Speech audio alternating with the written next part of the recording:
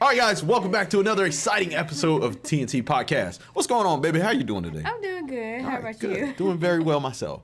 So I was thinking, you've been doing country music for quite some time. Mm-hmm. Originally, we started doing country together, and then you've kind of branched off and you started doing your own solo projects, and now you have your own channel, and you know way more about the genre of country music than I. I'm still learning. So, to me, where's your country music journey at right now? My country music journey is still in the past. Okay, right. I have been doing the roots of country music, doing a documentary to see how it developed, how it formed from what we hear today from the past. Okay. And so I guess to know where something is heading, you have to know the history of something. Oh, okay. And that's what I'm doing. I'm studying the history of country music. Right, yeah, wow. Oh, well, you know what? I think that you're going a little bit more in depth with this journey than a lot of other people, or even the casual listener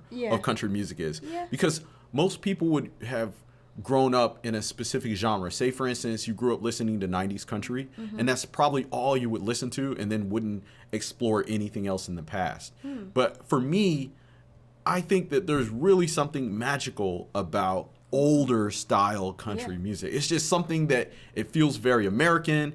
It's something that you feel in your heart and soul. Yeah. And before doing this channel, I never would have thought or expected that from that genre of music. Right. But I have.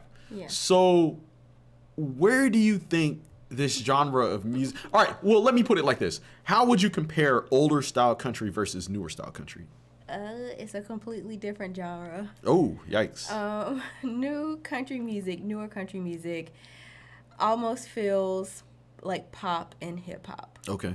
And I can see why a lot of people like a specific year of country music.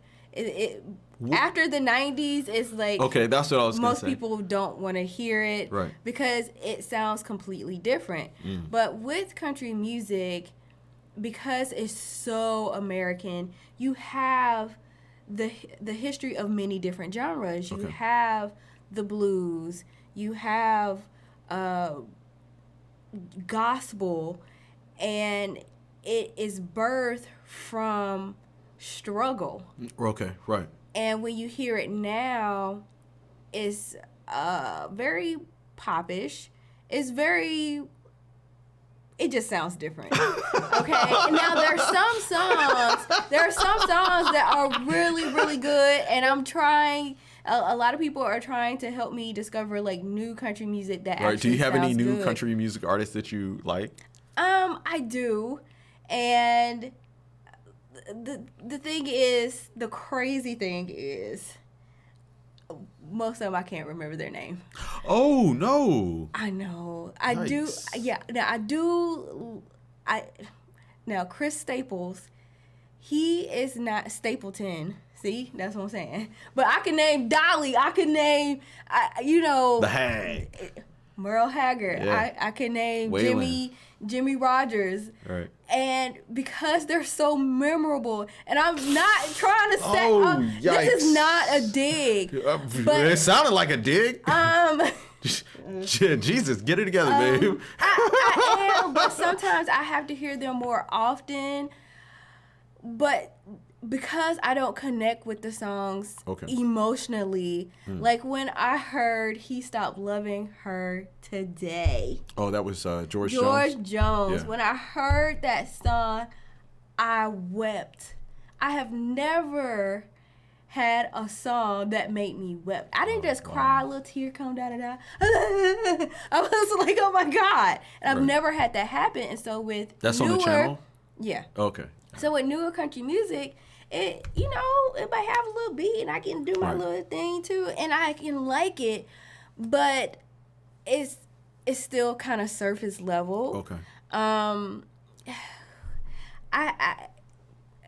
that's just how I feel. Right. I do like Brad Paisley. I think he's he's not really new school and he's not old school. He's somebody who's in between? Yeah. Okay. Yeah. And I enjoy his music. I do like Tim McGraw. But these, they're not really new country artists though. Right. So they're still from like the sweet spot of country before it completely turned pop or hip hop. Okay, right. So where do you think it's heading now? And well, can I say this though? Yes. I think it completely changed with Shania Twain. Okay. I love Shania Twain, but I think Shania What did she make? What did she add different about it? She made country music.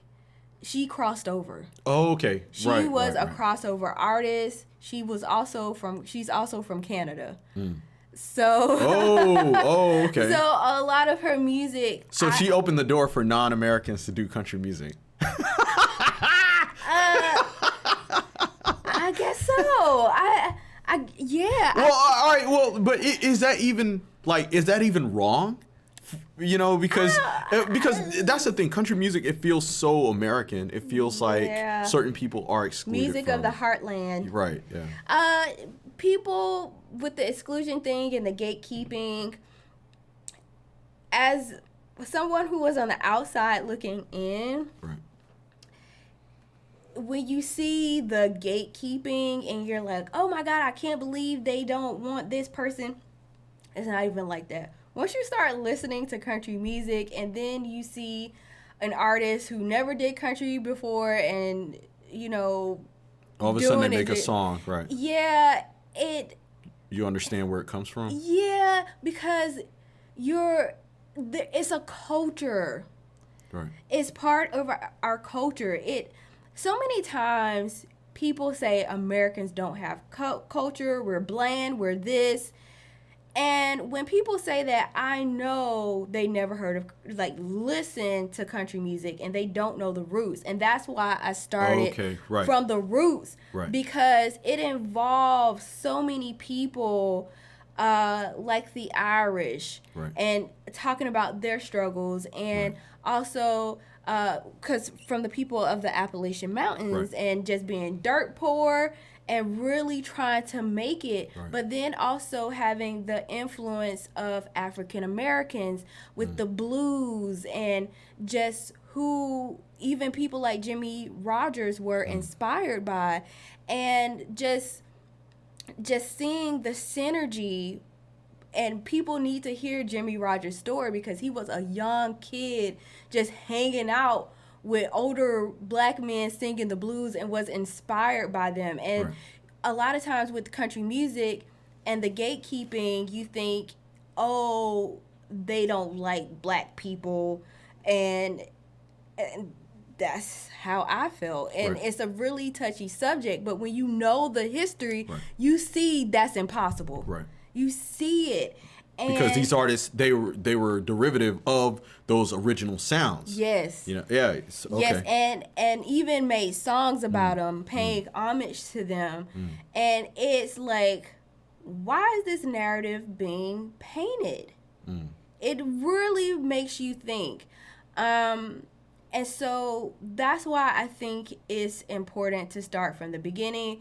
But then it makes me question, why has the sound changed so much? And with the time, things change. Right. But I just feel that it's like, if you changed it too much, then it's not country. It's like, it's something else. What if I played jazz music and I completely removed the improvisation and the horns and the saxophone, and what do I call it? Right, exactly. You know? And that's something that I'm seeing more of nowadays because with a lot of the newer country songs that have came out, there really is no difference between a pop song or an R&B song or in some cases a hip hop song, except for a country accent, maybe. Right, exactly. And so that don't make it country. Right. Okay, there you go. And so then it turns into, just because I'm talking with a southern twang, it makes this song country. Right. So I think that's very interesting as well. Yeah. But guys, we would love to hear your thoughts about this topic down below in the comment section.